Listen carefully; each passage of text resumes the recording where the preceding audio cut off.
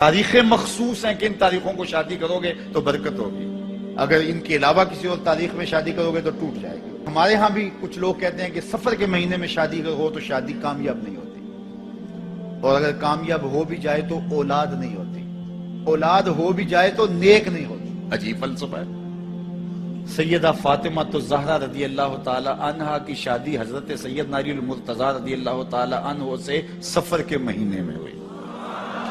مجھے بتاؤ ایسی کامیاب شادی بھی کوئی ہو سکتی ہے، اور ایسا اچھا جوڑا بھی کوئی ہو سکتا ہے؟ اور پھر کہتے ہیں اولاد نہیں ہوتی، حسن حسین اور زینب پیدا ہو گئے۔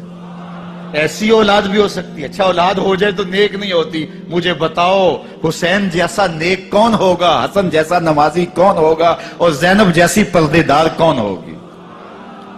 تو یہ لوگوں کی اپنی خواہشات ہیں، زبان پہ جو کہہ دیے لوگ وہی مان گئے۔ میں نے دیکھا ہے کہ بعض اوقات لوگ 1 گھنٹے کی تقریر سننے کے بعد بھی پھر بھی کہتے ہیں نہیں اصل ہمارے خاندان میں وہ واقعی منحوس ہے، فرق تو پڑتا ہے۔ جب اللہ کے محبوب نے کہہ دیا لا تیارہ، کوئی منحوس نہیں ہے، نہ دنوں میں منحوس، نہ ساعتوں میں منحوس، نہ افراد میں منحوس، ہمارے الو بھی منحوس نہیں ہے۔ تمہارے اندر کی برائیاں ہیں جو مجسم ہو کے تمہارے سامنے آتی ہیں، اس لیے کوئی منحوس نہیں۔ ہمارے والدین نے بچپن میں ہی ہمیں یہ باتیں اچھی طرح سے ازبر کروائیں، اور ہماری تربیت اس طرح کی کہ ہم الحمدللہ کبھی بھی ذوف الاعتقادی کا شکار نہیں ہوئے۔ تو آپ بھی اپنی اولادوں کی ابھی سے ایسی تربیت کریں کہ ان کا توکل اللہ پر ہو، ان کا توکل اللہ کی بابرکت ذات پہ ہو، اور وہ اسی پہ بھروسہ کرنے والے ہوں۔ جب اس پہ بھروسہ کرنے والے ہوں گے تو زندگی سوکھی گزرے گی۔ کبھی مشکل آ بھی جائے گی تو پریشانی نہیں ہوگی کہ دیکھیے کبھی خنداں کبھی گریاں، کبھی اللہ کچھ عطا کرتا ہے کبھی کچھ عطا کرتا ہے۔ وہ محمود غزنوی کو بوڑھے لوگ محبوب تھے، لیکن سب سے زیادہ محبوب ایاز تھا۔ تو ایک دن اس نے اس کو خربوزہ دیا تو وہ چٹخارے لے کے کھا رہا تھا۔ بادشاہ نے چکھا تو وہ کڑوا تھا، کہا ایاز یہ تو کڑوا ہے؟ تو کہا کہ حضرت ہاں کڑوا ہے۔ تو کہا پھر تم مزے سے کھا رہے ہو؟ کہا ساری زندگی ساتھ سے میٹھی نعمتیں کھائی ہیں، آج ایک کڑوا مل گیا تو پھینک دوں؟ جب اس پہ توکل ہوگا تو کبھی تکلیف آئے گی تو بندہ کہے گا کوئی بات نہیں، جے سونا میرے دکھ وچ راضی تے میں سکھ نو چلے ڈاواں، تو بندہ کہے گا ٹھیک ہے کوئی بات نہیں ہے، یہ اس پہ بھی میں خوش ہوں۔ تو جب توکل اس پہ ہوگا تو پھر بندہ اس تکلیف میں بھی لذت لینے کا راستہ نکال لے گا۔ اور اگر یہ ہو کہ اس منحوسہ کی وجہ سے یہ سب کچھ ہوا ہے، پھر کچیچیاں چڑھیں گی اس کے اوپر کہ اس نے یہ کیا ہے، مار ہی دوں قتل کر دوں، اس کو چھوڑوں نہ، زمین پہ رہنے کا حق ہی چھین لوں اس سے کہ اس منحوسہ کی وجہ سے یا اس منحوس کی وجہ سے یہ ہوا ہے۔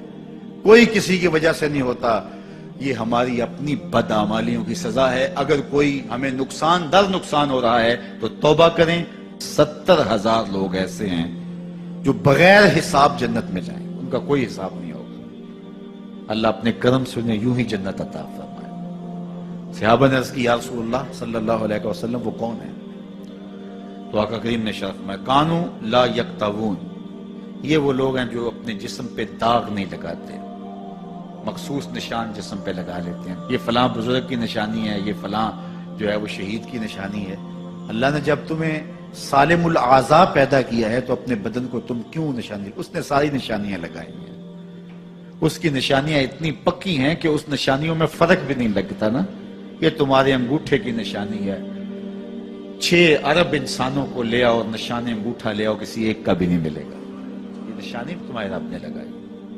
جیسی صورت تمہاری ہے ایسی صورت کسی اور کی نہیں بنائی، تمہیں منفرد بنایا اس میں۔ پوری کائنات میں سارے لوگ تمہارے جیسے ہیں لیکن تم پھر بھی الگ دکھائی دیتے ہو۔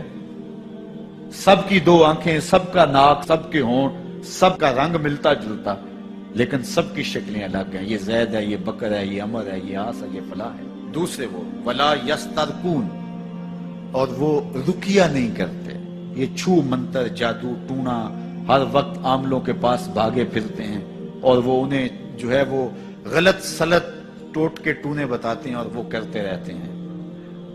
عجیب لوگوں کے نفسیات ہوتے ہیں، صبح سے لے کر شام تک اسی چکر میں رہتے ہیں اور پھر ساری زندگی ان توہمات سے نکل ہی نہیں پاتے۔ اللہ نے تمہیں پیسے دیے ہیں، نئی گاڑی تم نے خریدی ہے، چھوٹے بچے کا جوتا کیوں باندھ دیا آگے تم؟ جوتا باندھنے سے اگر یہ ایکسیڈنٹ سے، حادثے سے گاڑی بچ سکتی ہوتی ہے تو پھر پاکستان کے جتنے PIA کے جہاز ہیں سب پر باندھ دینا چاہیے۔ سب پہ جوتے لٹکے ہوئے ہوں. عجیب تم نے فلسفہ تراشا.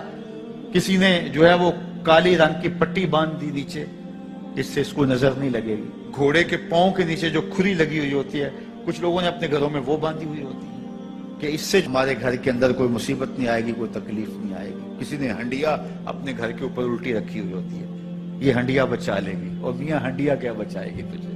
اللہ کے قہر سے کچھ نہیں بچا سکتا.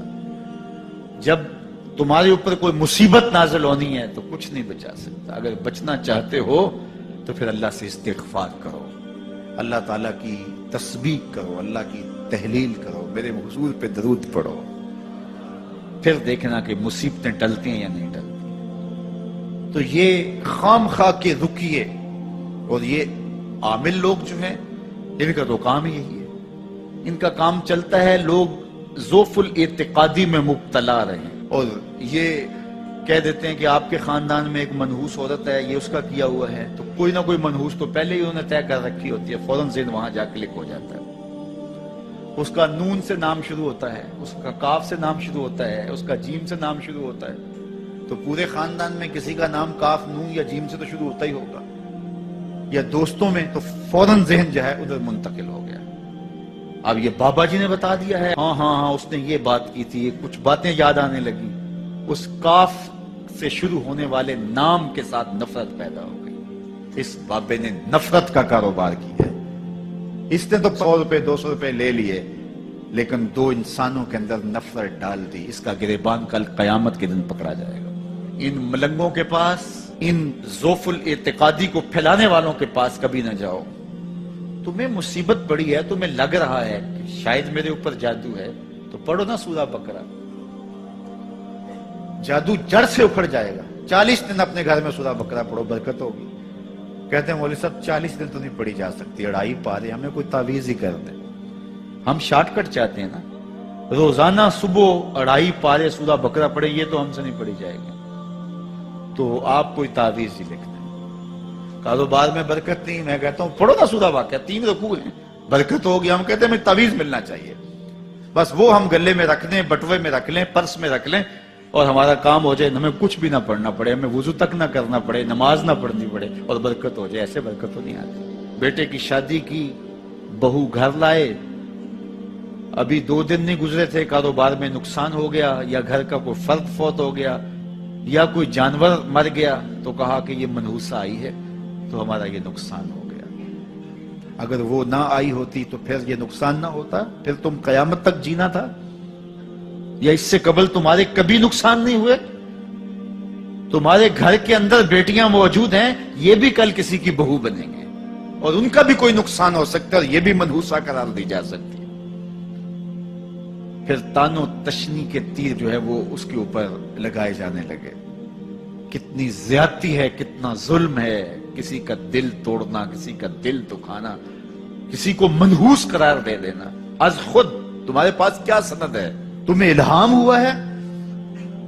کیا حجت ہے, کیا دلیل ہے تمہارے پاس کہ کسی کو تم نے منحوس قرار دے دیا؟ کتنا مکار ہے انسان. اپنی بدعمالیوں کو, اپنی نیت کے کھوٹ کو, اپنی نیت کی کوتاہیوں کو, اپنی سستیوں کو, اپنے عمل کی کمیوں کو دوسرے کے اوپر مڑ دیتا ہے.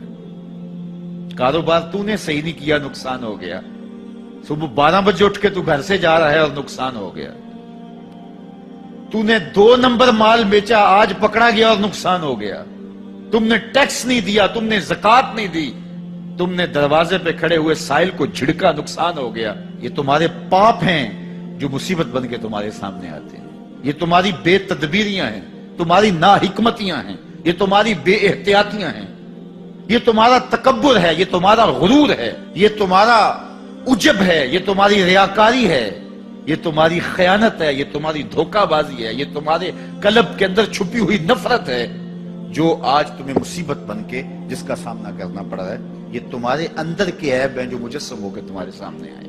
اللہ تعالیٰ نے قرآن مجید میں ارشاد فرمایا, وَمَا أَصَابَكُم مِّن مُّصِيبَةٍ فَبِمَا كَسَبَتْ أَيْدِيكُمْ. جو تمہارے اوپر مصیبت آتی ہے وہ تمہاری اپنی کرتوتوں کی وجہ سے آتی ہے. بیماری آئی تمہارے پرہیز نہ کرنے کی وجہ سے آئی. بیماری آئی تمہارا زیادہ کھا لینے کی وجہ سے آئی.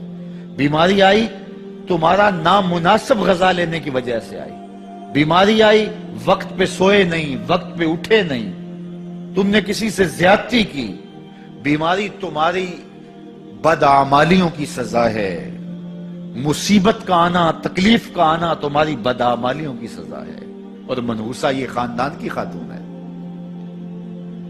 تو یہ دوسرے کے اوپر مڑ کے اپنی کوتاہی، اپنی غلطی دوسرے کے اوپر لگا دی اور اس کو منحوس قرار دے دیا۔ اگر کسی کا کام تمہیں دیکھ کر کے اچھا نہ ہو تو پھر تم بھی منحوس قرار پائے نا۔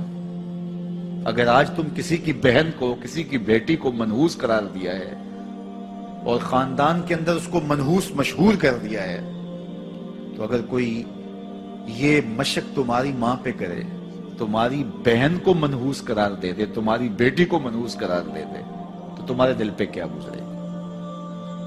یہ کتنا ظلم ہے، کتنی بڑی زیادتی ہے کہ آج خود کسی کو منحوس قرار دے دیا۔